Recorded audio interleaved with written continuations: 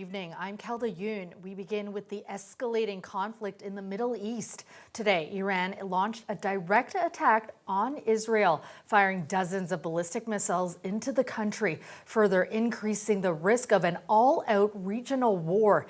The strikes coming a day after the Israeli military announced it had begun ground operations in Lebanon. The impact of these latest attacks reverberating around the world tonight, including here in the GTA, where many have ties to the region. Del Manukduk has reaction tonight. Israel sounded the alarm as Iran shot missile after missile into the sky, intercepted by the Iron Dome air defense system. No Israelis were killed in the attack. There's no question that this represents a very, very grave escalation in Iran translating its ambitions into actions. And I think that we have to prepare for a definitive Israeli response. Iran says their attack was in response to Israel's, who've been striking Lebanon, saying it's targeting Hezbollah leaders. At a Toronto rally calling for a ceasefire and an arms embargo, this woman says her father made it out by the skin of his teeth. A day after my father left Lebanon, they bombed our village. And there are no Hezbollah ties in our village. So the argument that's posited that they're only targeting Hezbollah leaders is just, I don't know where the truth lies in that. Iran's recent air assault has many fearing an all-out war in the region. We need to make sure that there's no escalation. Of course, Israel needs to be able to protect itself, and that's why we'll continue to support its security, and we'll support, of course, through the Iron Dome. At the same time, we need to make sure that parties sit down and the war stops, because we can see that what will happen, there will be even more further escalation, more innocent civilians, including women and children, die. And Prime Minister Justin Trudeau posted to social media Israel has a right to defend itself, but also called for de-escalation. And while U.S. President Joe Biden has been pushing for a ceasefire plan, he also says, make no mistake, the United States is fully supportive of Israel. Many Canadians, though, remain divided on the war while voicing disappointment in the political leaders for different reasons. To say to countries like Iran, okay, you can misbehave a little bit, and we won't penalize you for that, but we have a red line, and please don't cross it. I think those kind of mixed signals are not lost on a lot of countries in the Middle East, countries that previously had relied on American support. The leaders of these nations continue to be aligned with Israel, and so they say one thing to their population, they tell their population that they want to see a ceasefire, but by continuing to send weapons, they're making it clear that they support Israel, they support Israel's genocide on Gaza and its expansion of the war into Lebanon. The Canadian government continues to urge people to accept commercial flights it's reserved out of Lebanon. Del Manukduk, CBC News, Toronto. A judge in a Brampton courtroom handed down sentences today in a deadly restaurant shooting with ties to terrorism. Jamie Strachan was in the courtroom and has more on the crime and the punishments. 3 men convicted of a bloody rampage in a Toronto area restaurant in 2021 that left 1 man dead and 4 others severely wounded will spend at least the next 25 years in prison. But a Toronto area judge decided the shooting spree did not meet the legal threshold to be called an act of terrorism. Earlier this year, the 3 men were convicted of first-degree murder and 5 counts of attempted murder after a shooting rampage inside of Chickenland, a family-owned restaurant. 25-year-old Naeem Akil was killed, 4 members of his family and 1 other man shot. At trial, witnesses said there was a business dispute between Akil and the 3 men, but also another key underlying motive.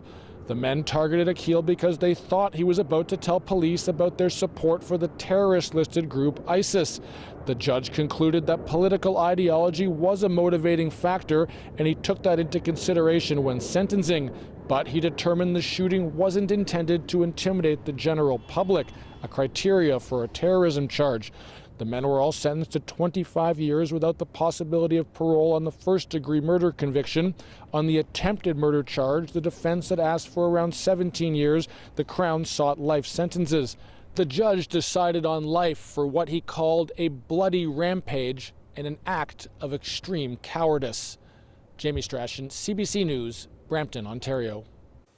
Meanwhile, in a Toronto courtroom, a teenage girl who pleaded guilty to being involved in a vicious swarming attack that took the life of a 59-year-old homeless man almost 2 years ago was sentenced today. Greg Ross was in the courtroom and has the details.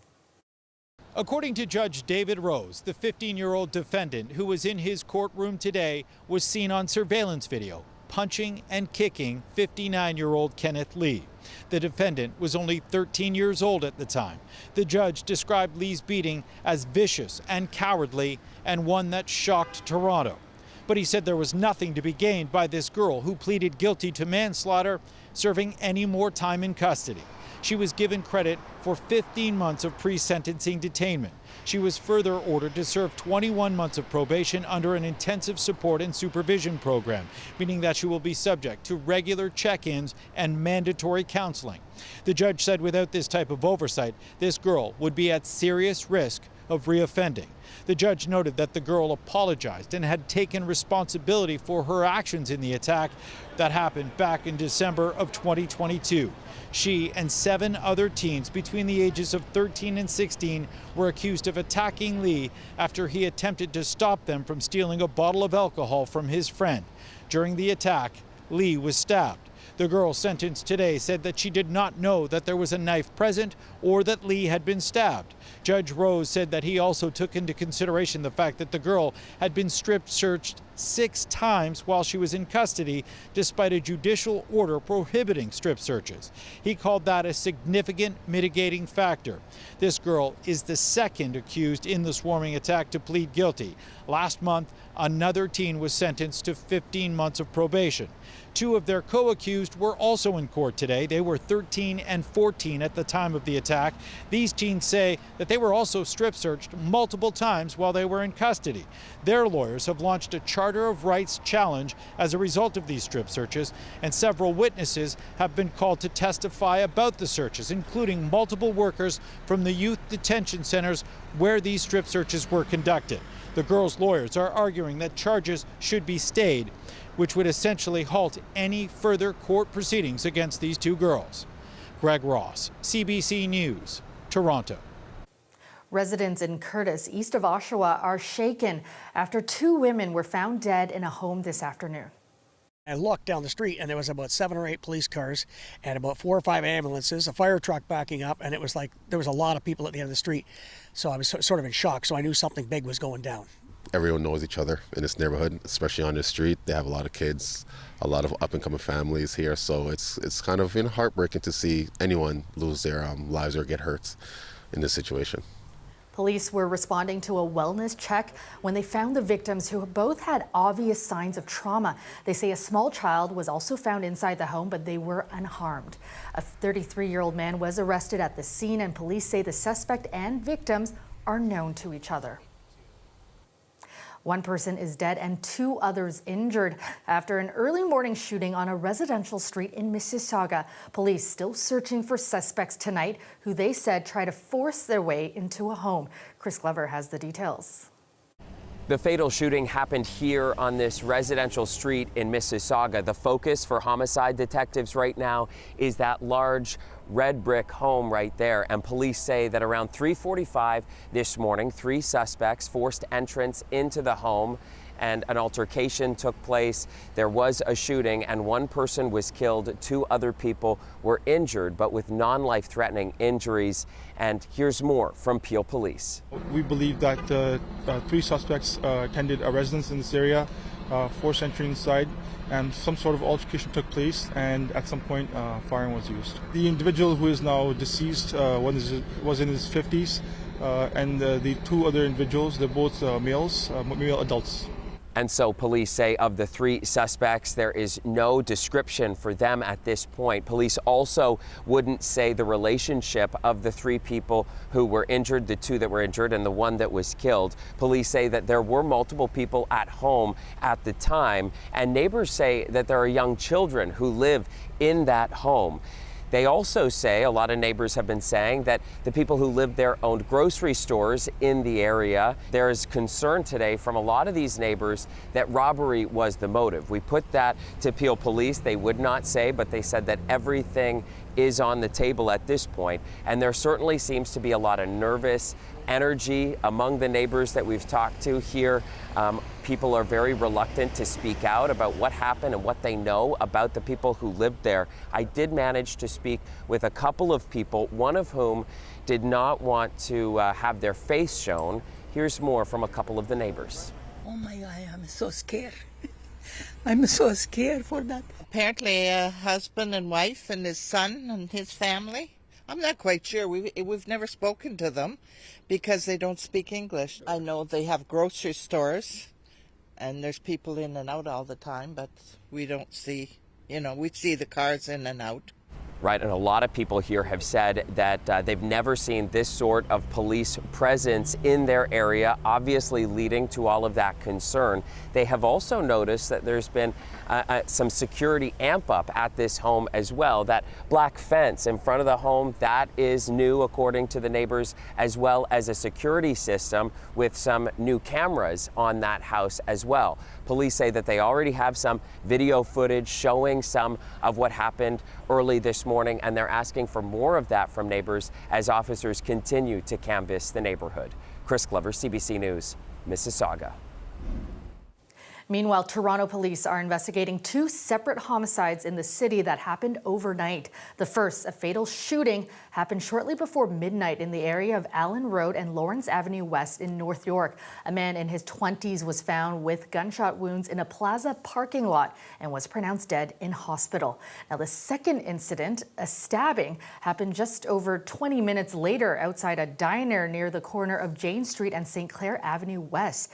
First responders found the victim and attempted to save his life, but the man was pronounced dead at the scene. Police are appealing to the public for information in both cases.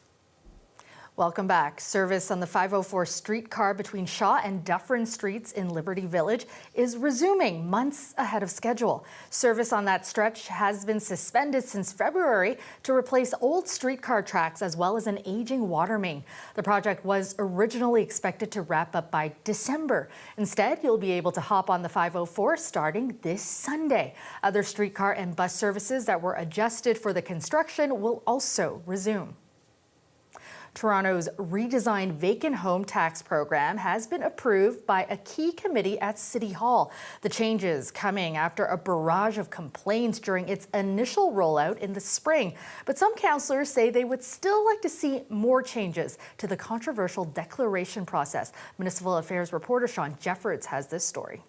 I believe Councillor Carroll have moved the report in front of us. And thank you. All those in favor, approved, carried, thank you. A straightforward vote for a process that was anything but earlier this year. Mayor Chow's executive committee greenlit changes to simplify the city's vacant home tax. That comes after its rollout in April sparked a firestorm of complaints when over 150,000 people were wrongly charged the fee. Many residents said they weren't aware of the tax and a bill for thousands of dollars came out of thin air. Others who tried to declare online received no confirmation their declaration was received. City staff have been working for the past 6 months to revamp the entire program. Mayor Chow says the tax is needed to help put more housing on the market. We have a housing crisis. The fact that 1 out of 10 Torontonians have to use the food banks because the rent is so high. The housing cost is high. The tax is designed to incentivize people with vacant homes to rent or sell them. This year, staff are planning a communications blitz to inform people of the process. They'll also have a dedicated customer service team to help people fill out the paperwork. But not all of the councillors on the committee are pleased with the changes. Councillor Josh Matlow says, at best, the program has been tweaked.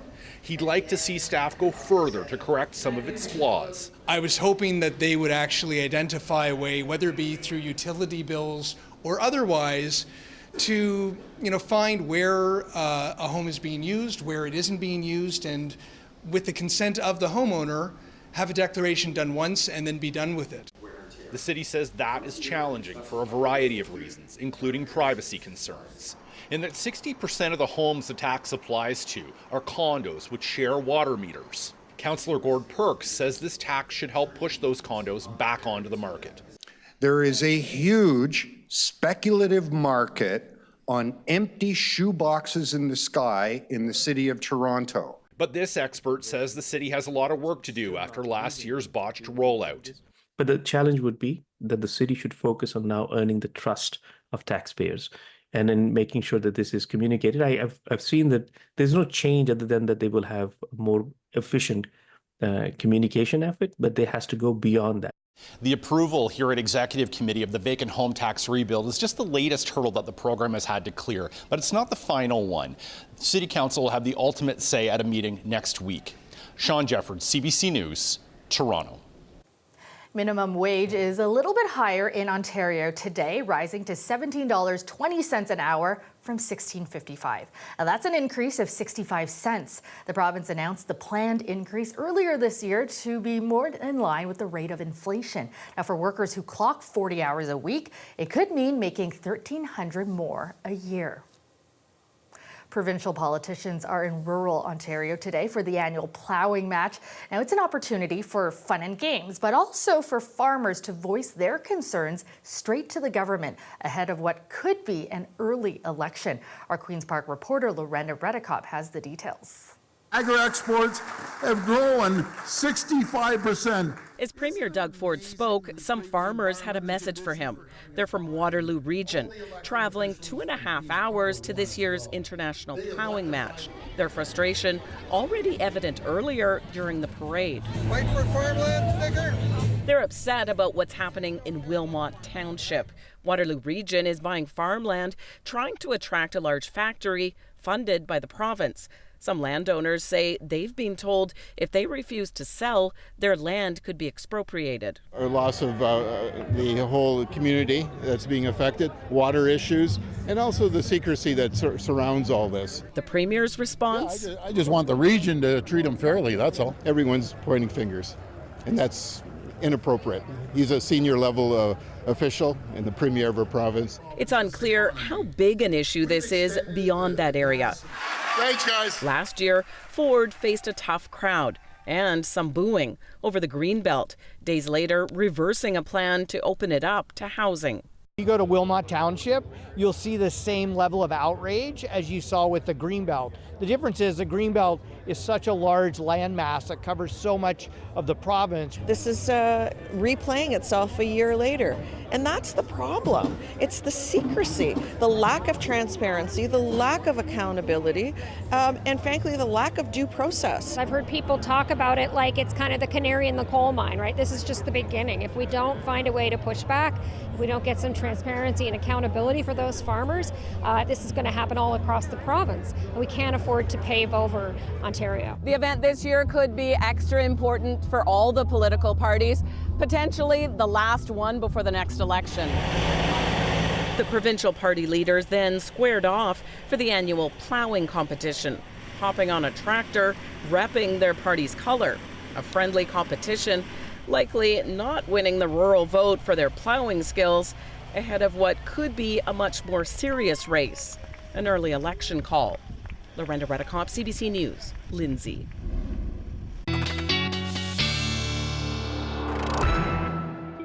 All right, let's go to Colette Kennedy now with a check on our forecast. And Colette, happy October. Yes. And it's going to feel a bit cooler tomorrow.